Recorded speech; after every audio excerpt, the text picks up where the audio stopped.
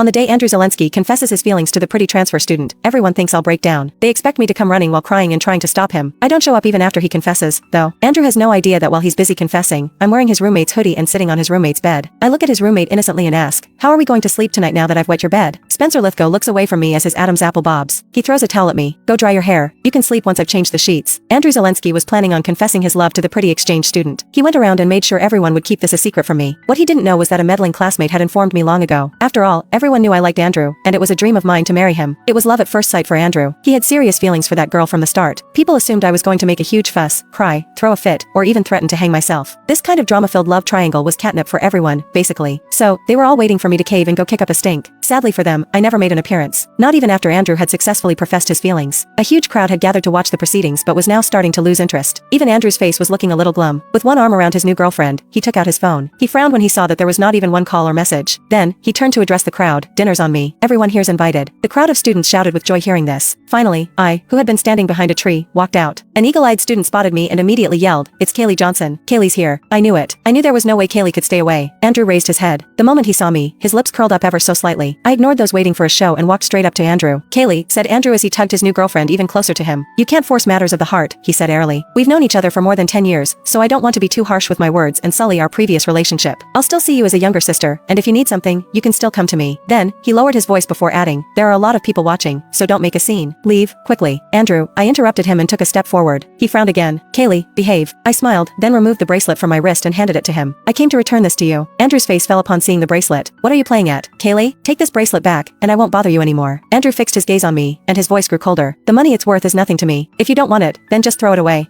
The moment he finished his sentence, I turned around and threw the bracelet into a nearby trash can. "You can throw away the things I gifted you previously too." With that, I walked away without sparing him any more glances. Andrew stayed glued to the spot, even after my shadow had disappeared from sight. His expression was still cloudy. A friend, who wanted to appease him, sighed. "Kaylee's just protecting her pride. She's just doggedly holding it in. Just watch, Andrew. She'll regret it before the night even falls. She might even come back to dig through the trash can before we've even left," another said. Andrew chuckled. "She can go ahead and act up however much she wants. If it weren't for the reputation of the two families, who would even bother with her?" All right, don't be mad. You need to be celebrating tonight. Don't let her ruin your fun." Andrew turned his gaze toward his gorgeous new girlfriend and promptly discarded the thought of the annoying Kaylee from his mind. After all, by tomorrow, he thought I would be acting as if nothing had